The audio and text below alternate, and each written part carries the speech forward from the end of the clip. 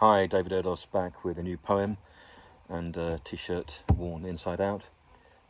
This is thought for the week. Poem of hope, I think, hopefully. It's called Evolution.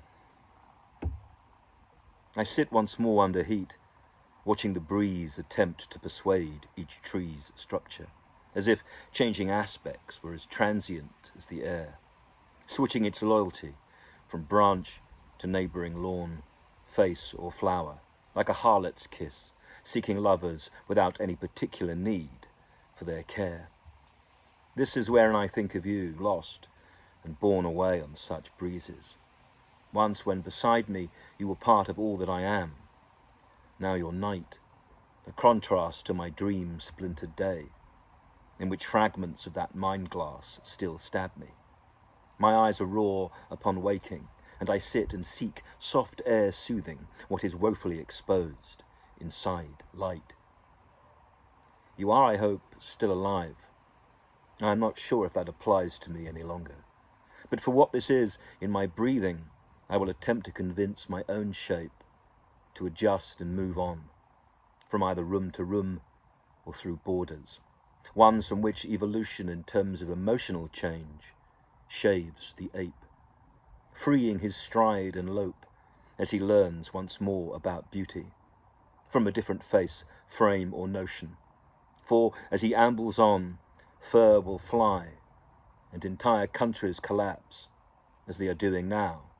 Still he searches. Hope in the house may prove absent, but a simulacrum of faith flecks his eye. This is not, I think, ode to God, whose maligned name now means nothing.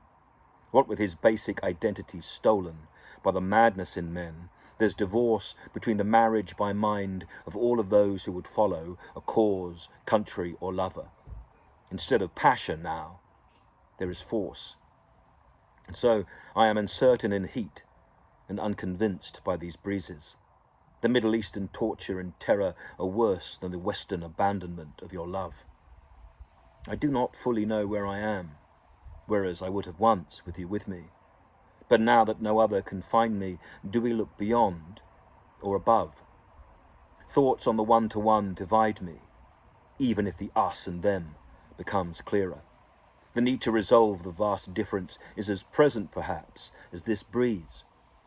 But it cannot be caught or held by a branch, and no leaf bears its imprint. There is no patiner across grasses, and there is but facial sweat or tears as it leaves. I would wish then to either evolve or escape a world which tears God to pieces, and which has delivered such distance between beauty and beast, you and me, and between the world that I knew, or thought I knew. Did we dream it? Perhaps we did. We woke from it. And yet, when I think of all that was before, I feel free. Pete Brown's lyric resounds as the Jack Bruce tune moves like breezes. And so I sit still, singing to you, the private heart in its humming, once more hoping through hurt, peacefully.